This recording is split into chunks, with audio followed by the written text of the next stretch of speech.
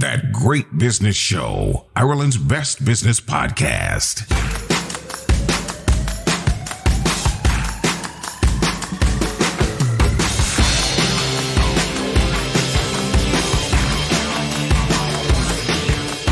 Welcome to episode 162 of That Great Business Show, where we bring you more great tips, insights, and unique business opportunities on every episode, delivered in our commute-friendly package. That's thanks to our sponsor, Daft.ie, Ireland's #1 property website. If you're looking for your first home, or maybe you're looking to upsize or downsize, make sure you visit daft.ie to find the next place you call home. I'm Conal O'Moran, Fáilte. Coming up, taking the pain out of paying your bills. But sorry, no. Team GBS is not picking up the tab for you, but a young Irish company has an elegant solution. And how to sell the same business twice. Yes, it's possible, and you will learn about this on this episode 162 of That Great Business Show. We've just spent a week in the US finding out how to make expanding into that vast market easier for your business. If you have plans to head for the US, make sure to sign up for the podcast, because we will be popping 13, I think, interviews out over the coming weeks, including a personal invitation from Ned Lamont, Governor of Connecticut, to Team GBS. That's you, our loyal listeners, to locate your business in that place called Connecticut. It's so beautiful. And you can scout out some more great business locations over there if you sign up for the podcast. It's your last chance to possibly win 2 return flights from Dublin to Hartford, Connecticut, flying direct with Aer Lingus. Sign up at thatgreatbusinessshow.com. You're busy, so we keep it that simple. All these tips and insights are brought to you thanks to Daft.ie, Ireland's #1 property website, the best place to buy or sell your home in Ireland. If it's for sale, it's on Daft.ie, Ireland's #1 property website.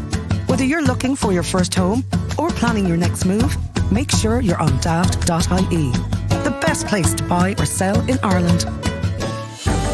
Travel to Connecticut, USA with Aer Lingus service to Bradley International Airport. With the daily flights from Dublin to Hartford, we make business travel to Connecticut easy. Save time with US pre-clearance, enjoy Aer Lingus award-winning flight service, and experience the convenience of Bradley International Airport, perfectly situated for your travel needs. Learn more and plan your next business trip at aerlingus.com. You build up a successful business and sell it, and then you sell it again. So how do you do that? Stay listening and we'll share the secret formula. Ken Fitzpatrick has been CEO of the Digital Marketing Institute, also known as DMI, since 2013. Ken and founders Ian Dodson and Anthony Quigley sold the company first to US-based growth equity investor Spectrum Equity in a €26 million transaction, the latter two exiting from the business, but Ken stayed on. And in 2023, DMI was acquired again, this time by the UK-based BPP Education Group. So how do you do that? Sell the same company twice? Ken Fitzpatrick, welcome to That Great Business Show. Great to be here, Conal. You managed to sell it twice, but it's not that straightforward, really, is it? No, it's easy to say in a couple of sentences, but I'm messing with the headline, am I? Yeah, a little bit. Messing with my head, thinking it was easy. So, first of all, the first sale, that was grand, that was understood, and that was a nice deal. Yeah, it was. And then I think more people came knocking on your door. What's so gorgeous about the DMI, the Digital Marketing Institute, that everybody loves you? Well, I think we are the biggest of what we do in the world, which is a great thing to say. It is fantastic. And from Ireland. They might say from humble origins. for all the way from Ireland. I've been a big believer for a long time in building great businesses from Ireland. We're very capable of it. We have the right attitude, we have smart people, and we have an outward-looking sense of the world.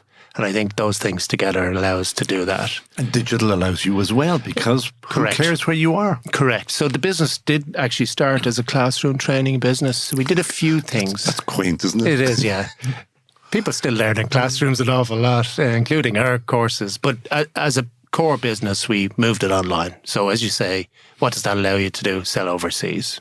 Second thing we did was we said we'd focus on a certification standard as opposed to just being another training company. So in accounting, in project management, in IT, for years, if you've got a certain certification standard on your CV, recruiter knows you can do the job, gives you more money, gives you a promotion. We decided to become that for digital marketing. So when we set out to do that, we had to do it in a certain way, which we did. Third thing we did was we hired a brilliant bunch of people in the management team. You're talking about yourself again? Yeah. It's all about me. No, I was once told by a very smart person to hire people who are much smarter than you and who are better than you. And that's the best advice I've ever received. And many people have mentioned it on the podcast. Not everybody takes it. I don't know why, because it makes everybody's life much easier if you do. So that's something I definitely believe in to a great extent. Go back to the certification.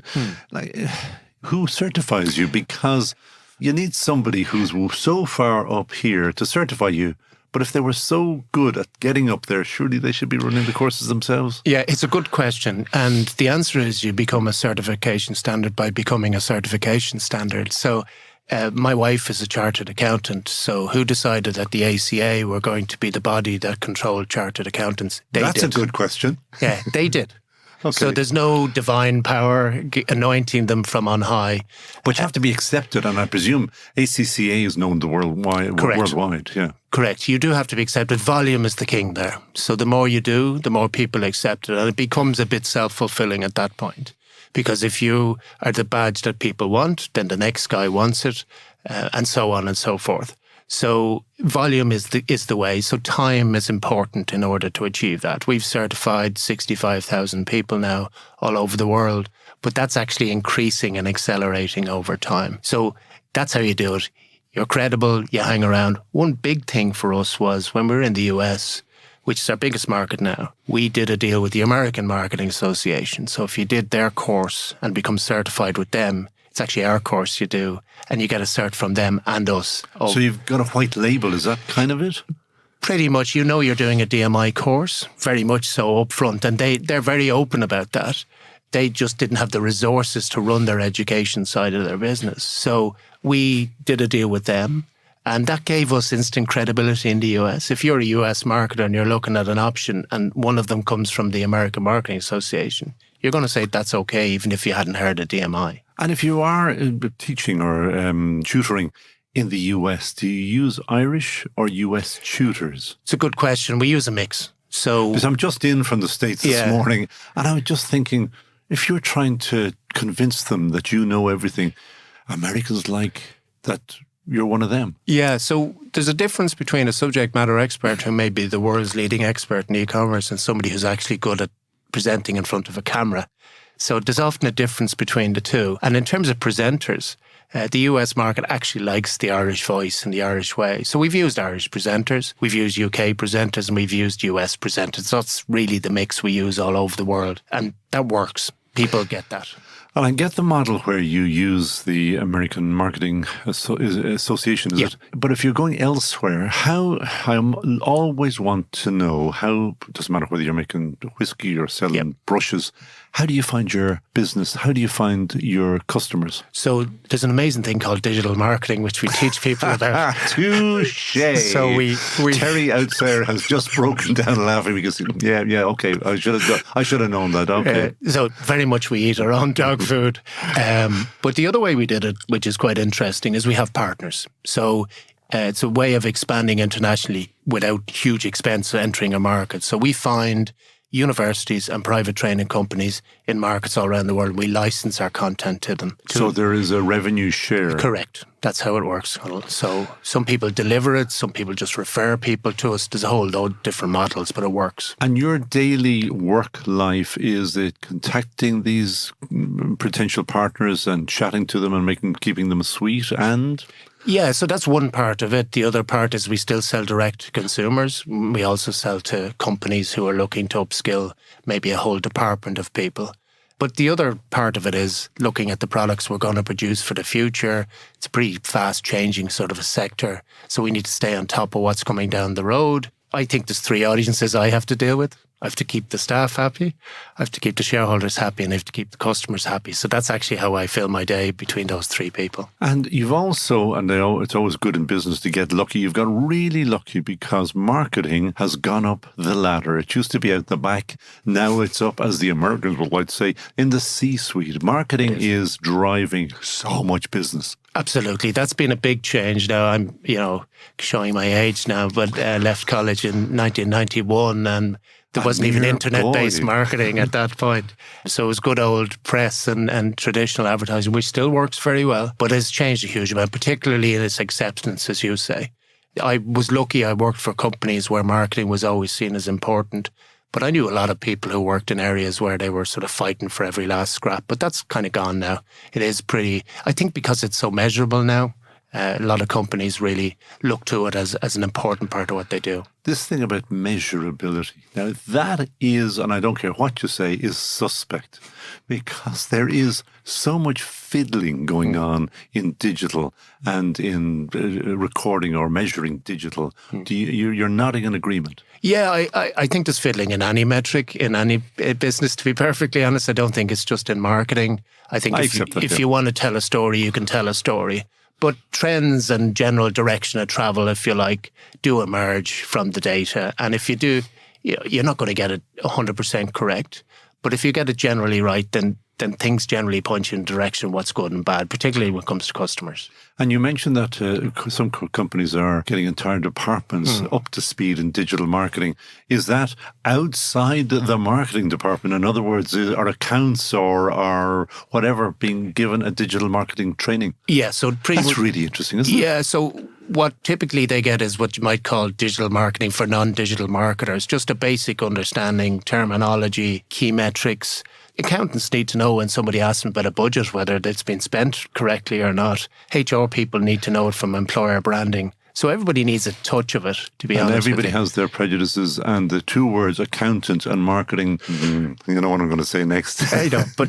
have you actually seen large numbers of accountants actually doing your marketing courses, yeah? Yeah, increasingly so. That's very interesting. And do you know why? Because a lot of companies are undergoing digital transformation projects. Yeah, absolutely, That's in pretty much every large company. And it's in those type of projects that sort of upskilling happens right across the board. Go back to the original sale, which was chunky. So Spectrum buy you, and why did Spectrum sell you?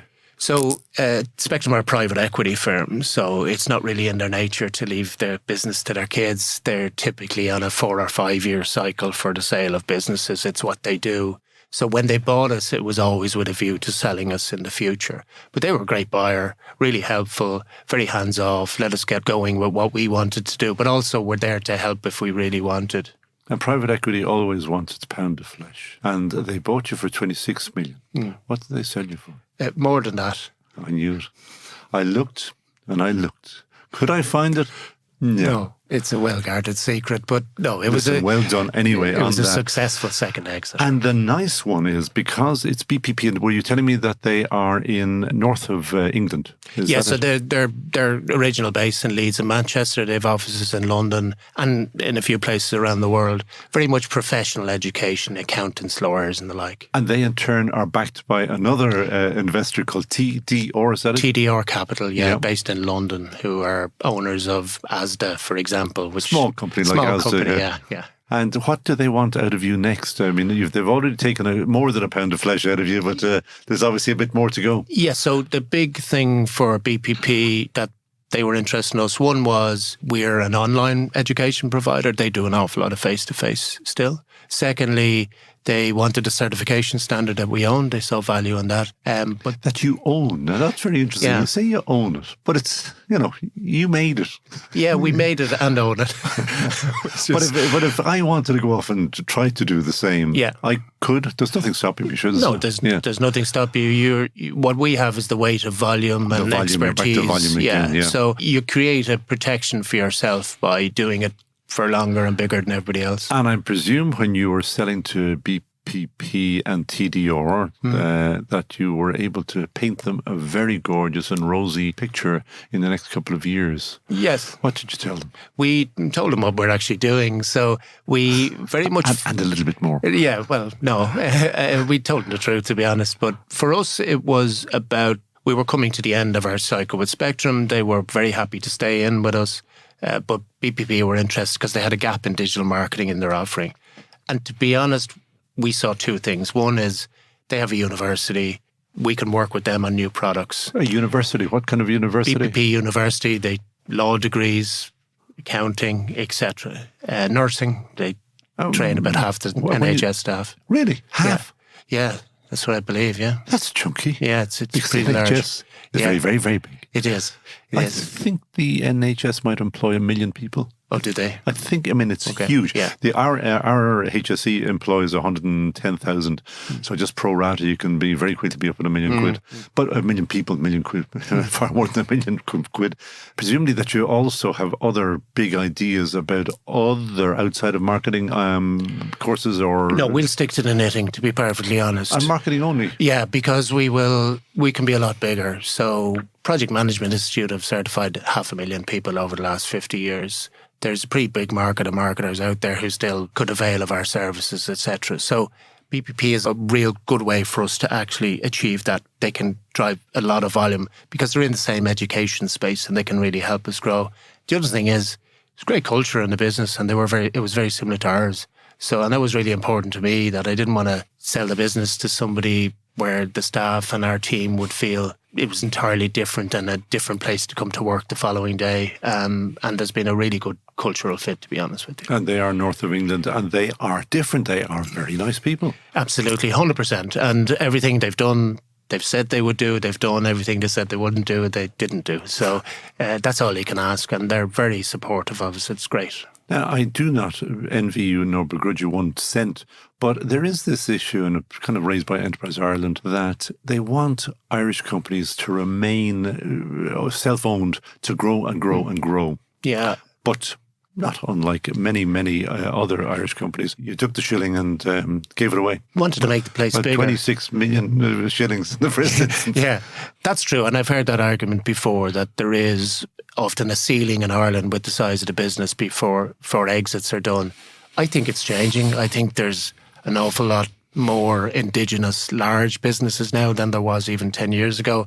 And the other thing is, how are you going to get bigger if you don't use what's out there in terms of acquirers? It's a great way of getting bigger. So I think there's merits to hanging on, but there's also merits to selling. Are you constrained by language? And I don't know the answer to this. Are you English language only? Yes, we are. Yeah. And would you go Spanish or? I say we're English language only. We have worked with a partner who's translated our program into Brazilian Portuguese for the market there. Portuguese.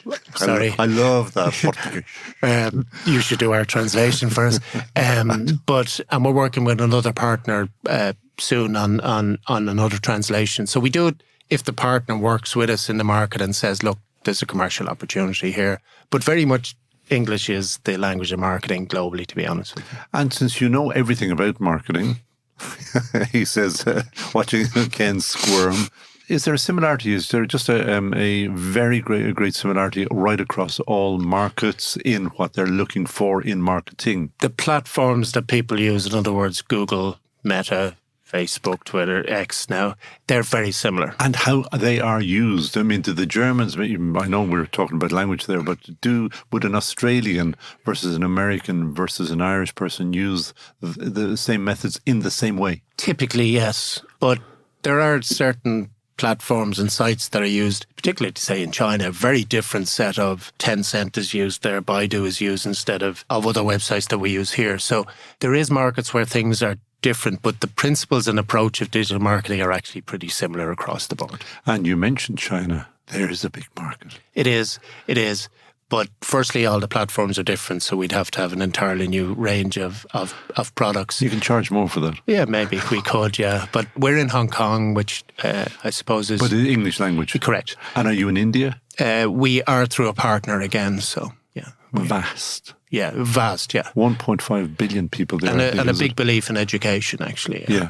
I think the biggest challenge in India is probably the average order value is because they haven't got the income yet. Correct. Yeah. But then again, you can do it by volume. So Correct. There's always options. So the future?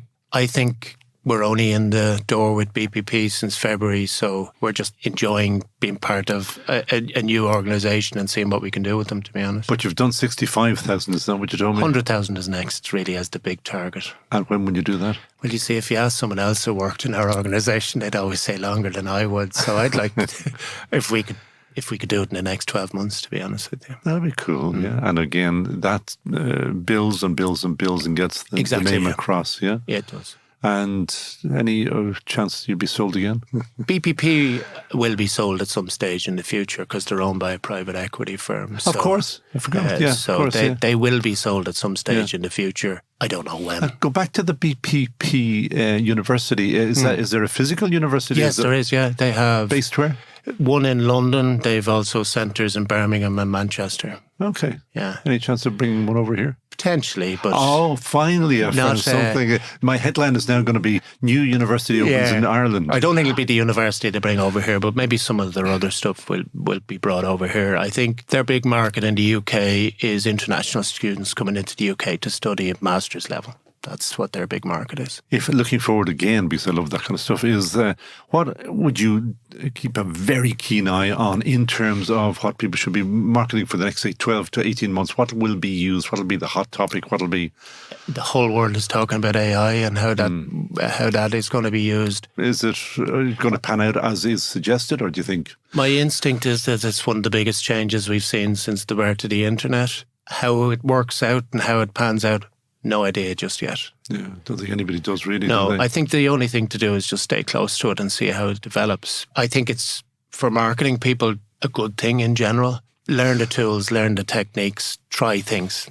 That's all you can do now. Do you know what I like about it? It helps people spell because the machine spells, not humans spell. Don't get me going on that. Anyway, we won't go there.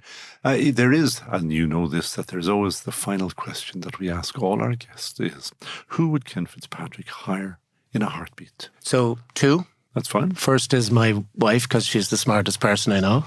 And you had to say that as well. Exactly. And what is your wife's name? You can't just call her wife. It's Annemarie Healy. Annemarie Healy, okay. And she is an accountant. She is, yeah. And does she have her own practice? Or? No, she doesn't. No, she's finished work now. She's formerly of Independent News and Media, PLC. So are they not? Oh, I see what you mean. They're formerly of Independent. She's formerly of Independent. Because they are now Media House. Correct, yeah. And she's not Media House. No, she wasn't. No. Okay, I'm with you. So second person is a guy called Ricardo Semler. And Ricardo Semler is a Brazilian business person who took over his family business and I think turned the business from $4 million US dollars revenue a year to 200 million. But it was how he did it, which was interesting. Now, this book he wrote a book called Maverick, which is first published in 1988. So it's going back a while. But what I loved was he was a manufacturing business and he just changed the way they worked. So eventually the employees set their own production quotas and they would stay late to get it done because they'd set the quotas. They managed their own expenses. They implemented profit sharing. They just basically turned everything that you would traditionally have thought about running a business, particularly a manufacturing environment, upside down. And what I loved was the way he thought about problems and new solutions. That's why I think I'd love to work with him because of the way he thinks about things. And is he still on planet Earth? He is, yeah. Oh, cool. I actually looked it up because I was going to say it. He wrote another book quite recently. And I think he's still involved in the business, maybe in an ambassadorial capacity. But he's still on planet Earth. But so again, some time ago. So, and it's been a while since I read the book. But just that way of thinking about things as being different. There's always a different way of doing things, and the focus on people. I love that. And he, as you said, you went from 4 to 200 million. 4 to 200 million. And I don't even know when the 200 million was. It could be twice that size now. And BPP and TDR are going to listen to this, and they're going to say, "Okay, go ahead, Ken."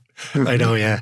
So a little noose around your neck. It's also fun, isn't it? You know, that's the idea. So it's a challenge and exciting at the same time. We'll give Ricardo a buzz and see whether he'll come on board. Well, you can speak Brazilian Portuguese to him. No, I can say the one word Portuguese. Portuguese, sorry. I got it wrong again. That's Ronaldo for you. Anyway, that is really, really fascinating. And just a final, I always think of the final question. You said in about a year and a half that you might have 100,000 under the belt. Do you think even much bigger than that? I mean, is it infinite? I mean, could you do? I'm not saying in the next 2 years, 500,000 or half a million. Yeah, you could. There's absolutely no doubt that we will get there. Actually, infinite. I think there's a constraint in the market from the number of marketers that are actually out there. But as we said earlier, there's people outside of marketing who need to know the basics and principles of it. So it's quite a big market is the short answer. And yeah, you wouldn't run out of room at 500,000. Dentists and marketing, there's a thought. Yeah. I feel the same. Ken Fitzpatrick, CEO of DMI, or the Digital Marketing Institute. Thank you so much for joining us on That Great Business Show. Thanks a million, Conor. It was great. That Great Business Show. De facto, the revolutionary shaving oil, changing the face of shaving. For the smoothest shave of your life, just add water. No more lathering up or cleaning up afterward. Just add a few drops of water and you're ready to go. De facto's blend of all natural oils hydrates and protects your skin. No more razor burns or irritation. A spa treatment for your face. Perfect for all skin types and lasts so much longer than traditional foams or gels. De facto, a shaving revolution. Just add water. Available from selected pharmacies and from defactoshave.com. Are you buying or selling a home? If it's for sale, it's on daft.ie, Ireland's #1 property website. Travel to Connecticut, USA with Aer Lingus service to Bradley International Airport. With the daily flights from Dublin to Hartford, we make business travel to Connecticut easy. Save time with US pre-clearance, enjoy Aer Lingus award-winning flight service, and experience the convenience of Bradley International Airport, perfectly situated for your travel needs. Learn more and plan your next business trip at aerlingus.com. All That Great Business Show advertisers are Team GBS approved. Back them. On episode 156 of That Great Business Show, we heard from Conor McEnroy, chair of Sudamaris Bank, about how and why it can cost about $1 million to move $50 million in cash from one country to another. It's a great listen. You should really check that one out. That's a cost to business and someone has to pay for it. And that someone is, well, of course, you guessed it, you and me. Now, cash is not going to go away totally anytime soon, but for every good reason, there are many fintech companies that are trying to take the hassle out of digital payment and to speed things up, even if they can't make those who are slow to pay more quickly. And one such fintech company is Dublin-headquartered NoFrixion, Frixion, that wants to change the way business pays. A year ago, they raised €3.6 million to accelerate its growth. NoFrixion says it wants to save customers up to 95% on the cost of the payment and to make the payment process either invisible or, they say, an enjoyable event. Well, they should know that it's already enjoyable to get paid, maybe not so much when you're doing the paying. Feargal Brady is CEO and co-founder of NoFrixion and joins me now in studio. Feargal, you're very, very welcome. Thank you very much, Conor. Nice to be here. How do you love getting paid, but you don't love paying? Well, I hate paying because it's so difficult to pay these days. So, in fact, that's how the whole idea of NoFrixion came about, because I was sitting there, I was in Madrid at the time, trying to buy a fan online. And as you may or may not know, credit cards are brilliant. They're great to use, tap, pay, all the rest of it. Not a great way to pay online. And it generally takes me half an hour to pay for anything online. And in the end, I couldn't buy my fan because you can't use an Irish credit card in Spain on a lot of e-commerce sites. So they just Why is that? It. Well, is it not Visas, for example, to take a name? Yeah, it's very difficult, but credit cards were designed originally back in 1960, I think the first one came out, and we've hacked them to work on the internet. There is a great TV program that I've forgotten. It was a woman professor of maths who was brilliant, and she actually went through it. And the whole history is fantastic. It's up on BBC 2 or something, or Channel 4, somewhere like that. Yeah, it's great. That's where the Diners Club one came about. So a guy was paying for his bill in the club, And of course, I've forgotten my wallet. Likely stories there. So he came up with the idea of issuing a card. I think then the 16 digits or whatever came along, which is fine. It's great. Tap to pay is fantastic. But online, it's really, really cumbersome. And of course, what happened was around the world, the problem with fraud, etc., became such a big thing that the EU had to enforce security on it. And of course, how that security is actually enforced varies from place to place, etc. And so it's becoming a trial now to actually pay for anything online. So, Apple Pay or Google Pay makes it really easy, much, much easier. But a lot of the time, it's just a chore to pay for something. It certainly is getting more difficult. And then you have to have a phone, and you have to have a phone signal. Yeah. And then when you're trying to pay on the phone, but don't get me started. Yeah. And then you get the text message, confirm this payment. And you go, yes, we haven't received any reply from you. Yes. No, we've blocked your card. Yeah, so it's a big problem. And the other problem, of course, highlighted in the media, I think there was an article in the Independent that's coming out today about the high cost of fees for online. And of course, that's down to just the complexity of accepting payments. So it's also down to making money. Come on. Yeah, well, yes, let's face it, but it is. But the problem is that the merchant, I think a lot of the time, doesn't see that. And the consumer ultimately gets hit with the underlying costs. So what the EU have done, in fact, is they've introduced this pay-by-bank concept, which people might think is just a method of, I have to pay and wait for a transfer to be made, and it's going to be days, and I have to log into internet banking, and there's nothing worse. It's like a trip to hell logging into internet banking. So pay-by-bank is a way of instant bank transfer, and it's one of the very small pieces of our armory, but pay-by-bank enables an instant bank transfer much faster, much cheaper, much more efficient. And crucially, the merchant gets the funds pretty much instantly, and there's almost zero chance of fraud. Not zero, but almost zero. There's always a chance. So it's becoming really popular, actually. Yeah. So that is part of the armory. Part of the armory. Do you discuss the other 99.9%? Yeah, I can. First of all, we're not a payments company. We're a tech company, and we're focused on embedded finance. And embeddad finance... Thank God I said fintech. Yeah, there you go. Yeah, or actually techfin is another way of putting it.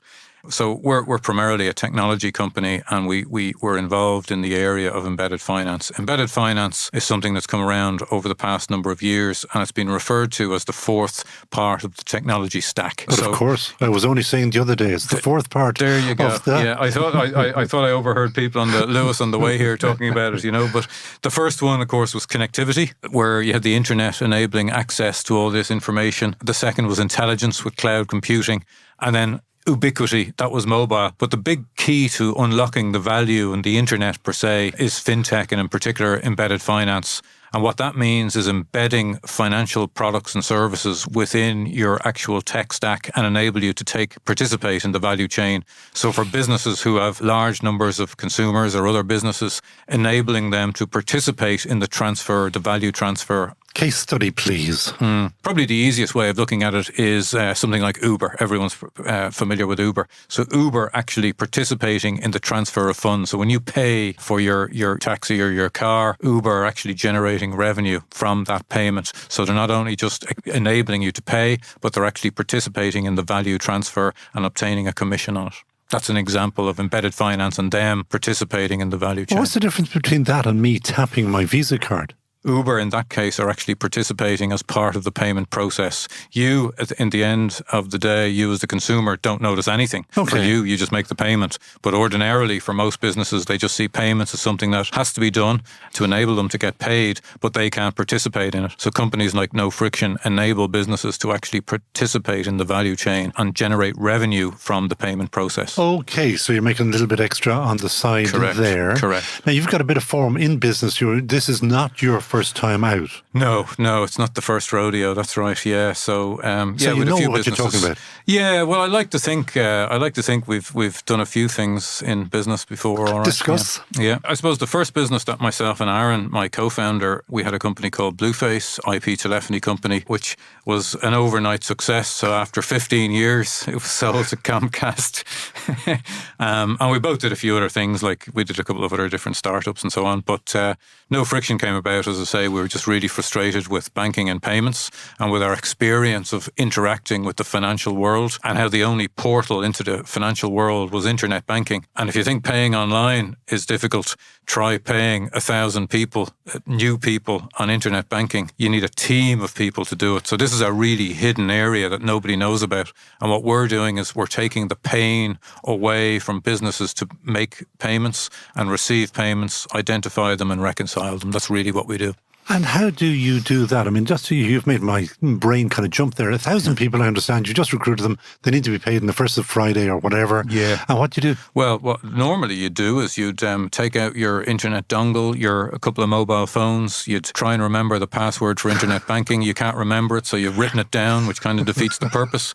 And you scroll through all the list of passwords that you have. Oh, so I'm not the only one who's No, you and half the planet. And then you can't remember it and you just put down your kid's birthday or something and you get in. So, but anyway, no, seriously, people would just log into internet banking, set up a new beneficiary, go and call Mary or Steve or John to come and authorise that beneficiary, and then they have to log into internet banking and they have to go through the whole process, and then that's authorised. Then you have to set up the first payment, and there's only 999 to go. So after half an hour, you've done the first one. And what do you guys do differently? So what we do is we've effectively created a current account, which has an IBAN or account number, as you'd be familiar with. It's got access to all the different payments methods. So you'd be familiar with SEPA and SEPA Instant, which is fantastic, allows you to move and receive funds instantly, connectivity to those. So you can receive payments instantly, but then we wrap it in a piece of software and you can drop it into your accounting platform or your ERP. So when you do your payroll and you get all your list of people to pay, you press a button, it calls our software and says, hey, we got these 1,000 people to pay. Here's their bank account numbers. Here's the amount. Here's when to pay them, go ahead and do it. And then you get a list of people to pay and you can authorise it or have several people authorise it. So it reduces a task of 15 hours down to 5 minutes. Sounds clever. It's pretty good. And the only one?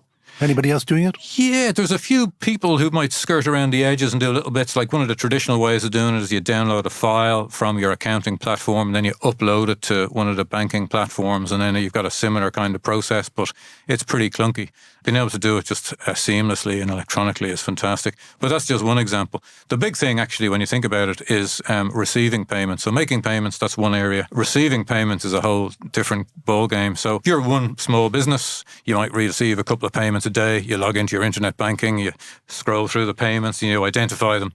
You can probably work out what they're for. So let's say you're a bigger organization and you get like 1,000 payments a day and people might not put the reference on it and they put on car or food or, microphone.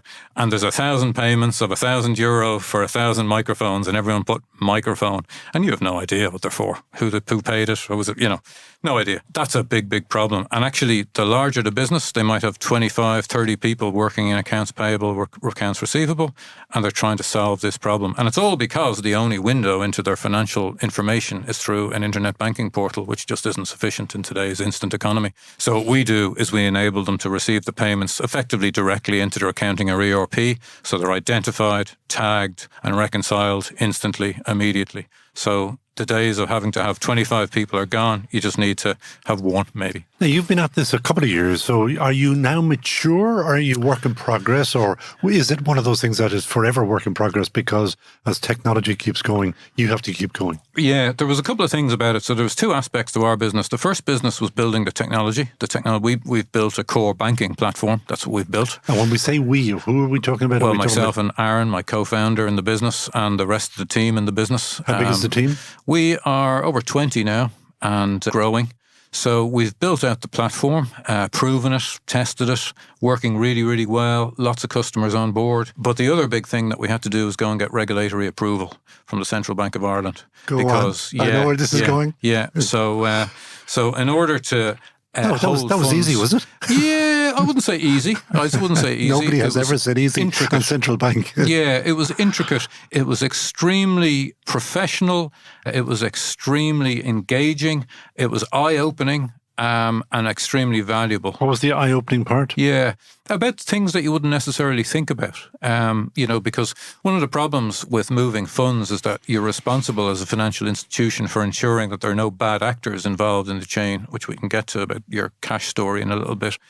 So you need to have all these different checks and balances and policies and procedures in place. And there's just things that you mightn't necessarily think about. And so having to go through that regulatory process is extremely interesting and rewarding. And from an information point of view, it's fantastic because you learn about some of the things that you might not necessarily have thought about or thought about enough. So we found it really, really engaging. And we did it all ourselves, of course, as well. So we had to go and read up about all the legislation, all the different policies and procedures, etc.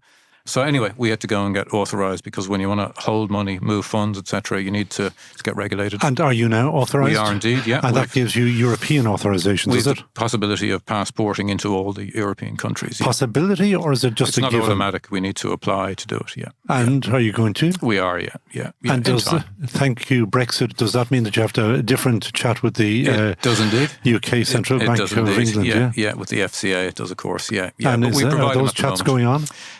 We have a solution, so we already provide UK accounts and the ability to connect to faster payments in the UK, equivalent of SEPA Instant. So yeah, we do that. We have it covered. And I asked earlier, are you now mature? Are you ready to go? Are you ready to be taken over by Visa or somebody nice? No. We're in this because we like doing it. And what happened to the last one? You sold it, was it? Yeah, after 15 years.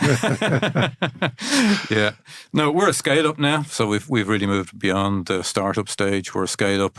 We've got some very significant organisations using the platform already. It's obviously, this is early days in the embedded finance world. I think within the next 5 years, the way that corporations, businesses do their banking and payments is going to be fundamentally different. What will it be like in 5-10 years? Well, I think that the process will be largely invisible to the business or end user, and that you won't actually see a bank in the middle in the same way that, for many people, a visit to the bank branch is quite rare. I think a visit to the internet banking will be quite rare, that you shouldn't need to have to go there. So I will thank you every day if that happens, because nobody likes that, I don't think. Yeah? No. So what's the dream? What are you going to do, and when are you going to do it? You've raised your cash, but have you raised enough cash? Yeah. We're in a pretty good position, I have to say. We're getting our customers on board. We're building out the platform. We've got a really great team, amazing team. So the goal now over the next 12 months, we got the authorization there in the end of June. Or end of July, rather. And so we're just building on that now, which we knew we would. Where would your big markets be? US, Europe? No, it's all about Europe, yeah. I probably won't bore your listeners getting into differences between the EU and the US from a regulatory point of view, but very briefly, a fintech in the US is typically an unregulated organisation. They partner with a bank, whereas in the EU have come up with legislation to enable tech companies to participate as a financial institution by getting authorised, so it's very different. So the that sounds clever, is it? Yeah, I mean, like the EU get a bad press from time to time, but they've done some absolutely sterling stuff in terms of opening up financial markets, I have to say. It's a lot done, a lot more to go, I think. But a wild amount more to go from what you're actually saying, are you? Yeah, I mean, there's a huge amount to do. The amount of funds that are moved electronically by businesses on a day-to-day basis is enormous. I mean, when you say enormous, it must be wildly big. I mean, the figures make no sense. It's in the trillions, so it doesn't matter. It's just a ridiculous amount. And it's particularly where are you inefficient. getting your cut? Are you getting a little bit of that? Yeah, well, what we do is we provide our platform and we provide it as a service. And is it per transaction or per value? No, it's typically mainly as a platform. Yeah, it's a platform charge. So we're saying to you, you no longer need these 5, 10, 100 people in your accounting department don't say that. Yeah, trying to find out what this transaction is. We take all that pain away, and these people can go off and do things which are more productive than going line by line through bank statements. Now, as you said, you'd spent the first 15 years becoming an overnight success. How quickly will this one become huge? Yeah, well, who knows? We do it, as I said, because we like it. We're inspired by it, and we're trying to fix a problem that we experienced and which really annoyed us. That's the sales pitch. When will you have 1,000 or 10,000 or 100,000 staff? Yeah. Well, the idea actually is to build a business that you don't need one that size. I love those ones. And actually, it's kind of linked to your, we were talking a little bit at the top of the show about cash, Yeah, talk to me about that. Yeah, so nobody wants cash to go away. People like cash, and I think there's been a lot of discussion about the digital euro, for example, and whether or not that's going to, take over cash, and people are worried about Big Brother and all the rest of it. But of course, the two are just, moving in parallel. I think digital euro is a great idea because it'll facilitate so much more seamless transactions. And that is different to crypto now. Before we, well, I suppose to very, very simply, when you talk about cryptography, and we're interested actually from a business point of view in Bitcoin Lightning because it's an amazing technology, and I won't get into it now, but when you talk about crypto, you're talking about removing a trusted central party from a value transfer. And when you remove the trusted central party, which is a bank or a central bank, you're talking about doing it with mathematics, which is insanely difficult. It's just really hard. When you're talking about something like a digital euro, you're basically talking about a big spreadsheet and tracking the digital euros on a big spreadsheet, so it's centralized. That's the difference. And they are also backed by the ECB at the end of the day. Yeah, exactly, yeah. So it's really interesting. I really like the idea. But the problem, as you said, with cash is it could cost you €1 million to transfer 50 million. It's nuts, isn't it? Yeah, well, I mean, there's obvious, there's my father worked in a post office and was held up loads of times by people coming in, pointing guns at him, asking him to hand the cash over.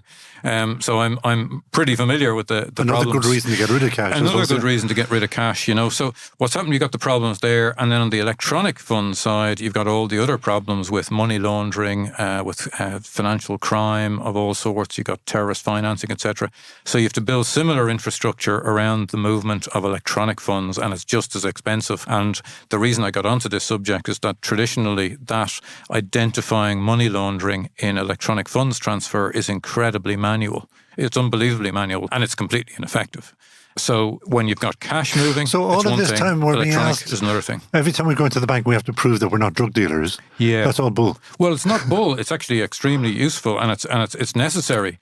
Of course, unless you're in the sort of category of moving, billions, and you go and pay a team of lawyers to sue you if you make any mention of it, that's completely different. So you got very different categories as usual. But identifying electronic money laundering and terrorist financing is extremely difficult and very manual. So we're, of course, trying to work within the bounds of the regulatory guidelines to ensure that we can automate it as much as possible. And cash is not going to disappear. We're kind of agreed on that. No, I hope but not. will still cost $1 million to shift $50 million, even using your technology? Yeah, almost certainly. Yeah, we don't really get involved with cash at all. Just to give you a sort of sense of the sort of absurdity and difficulty of it all, within the financial system, you might have, let's say, the bunch of US banks. And if you're in South America, let's say you're in Mexico, and you have a correspondent bank in the US, well, that correspondent bank won't deal with you if they think that you're dealing with lots of cash, because they think, well, if you're dealing with lots of cash, well, you must be something wrong. But of course, you've got lots of perfectly ordinary, Mexican shop owners coming in with cash every day. And it's got so bad that one single shop owner might have to open 50 bank accounts so he can go and lodge cash because he can't lodge it with one. That's how absurd and bizarre it's come, So it's really expensive to move cash. So back to the other last question, which was, what's the big vision? What are you going to do? Well, the big vision is to become Europe's leading embedded finance platform to enable the seamless transfer of money between businesses and between consumers and businesses. And when will that be? Well, we're building it right now. Building it right now. It takes a long time to build anything of value. So I think, it's probably going to be a good 5 years before this becomes really mainstream. Although we've been pleasantly surprised at the number of companies who've come looking to us now to solve some of the problems they have. So maybe it'll be a bit sooner. I like the name NoFrixion. Yeah. Makes sense. Well, it does. Yeah. Not so sure about the spelling, but I don't know. Anyway, it's a tech company. You have to be somewhat different. Final question we ask everybody. Who would you hire in a heartbeat? Yeah, I was thinking about that on the way in. Patch Adams. Have you ever seen the movie Patch Adams? No. No. You need to go and look it up. It's fantastic. Robin Williams plays Patch Adams, which is a true story of a doctor who, I beg your pardon, I have. Yes. And just sees the world differently. Yeah. And I like people to see the world differently because I remember I was in school and had a wonderful, I've actually blessed with a lot of wonderful English teachers, and one in particular always talked to me about perspective and vantage point and how it's always great to, stand on the table or, look at things in different ways. And I think people who come from different industries look at things in different ways. So Patch Adams, I think, for me. I had a lovely English teacher as well, and he made me think and view the world differently. Yeah. And that's why I'm here. Yeah. Teachers, we like them. We do. We do. I owe a lot to them. Feargal Brady, co-founder of NoFrixion. Thank you so much for joining us on That Great Business Show. Thank you very much, Conor. If it's for sale, it's on daft.ie, Ireland's #1 property website. Whether you're looking for your first home or planning your next move, make sure you're on daft.ie, the best place to buy or sell in Ireland. De facto, the revolutionary shaving oil, changing the face of shaving. For the smoothest shave of your life, just add water. No more lathering up or cleaning up afterward. Just add a few drops of water and you're ready to go. De facto's blend of all natural oils hydrates and protects your skin. No more razor burns or irritation. A spa treatment for your face. Perfect for all skin types and lasts so much longer than traditional foams or gels. De facto, a shaving revolution. Just add water. Available from selected pharmacies and from defactoshave.com. It's all go, like Cursey Gno, on thatgreatbusinessshow.com. That Great Business Show. And that is it from That Great Business Show, episode 162. Great business insights and inspiration, all thanks to our lovely sponsor, daft.ie, Ireland's #1 property website. If you are looking for your first home, or maybe you're looking to upsize or downsize, make sure to visit daft.ie to find that next place you call home. Sign up for email updates and we will send you your own personal copy of the podcast at thatgreatbusinessshow.com. And that is where to go if you would like to advertise to the finest business audience in the land. We record at the Dublin South Podcast Studios, where the sound quality is always digitally pure. And our lead purist today is studio engineer Terry Brock. Later, the purest of the pure, studio manager Peter Rice, will distill our handiwork to make sure we remain the world's best sounding business podcast. So from me, Conal O'Moran, buchas to you all, agus slán tamil.